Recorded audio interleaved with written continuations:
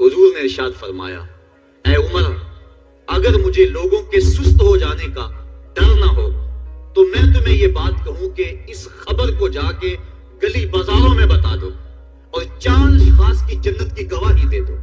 کہ انہیں جنت میں جانے سے کوئی شے نہیں روک سکتی۔ عرض کی حضور کون کون؟ فرمایا ایک وہ عورت جس نے اپنی ساری محبتیں اپنے خامد پہ نچھاور کر دیں اور وہ اس حال میں مری کہ اس کا خامد اس پہ راضی تھا۔ دوسرا وہ شخص جس کے بچے زیادہ ہیں، ذرائع آمدنی تھوڑے ہیں، لیکن اس نے اپنے بچوں کے پیٹ میں حرام کا لقمہ نہیں جانے دیا۔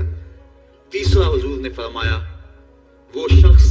جو اپنے والدین کے ساتھ حسن سلوک کرے، اور چوتھا وہ شخص کہ جس نے ایسی سچی توبہ کی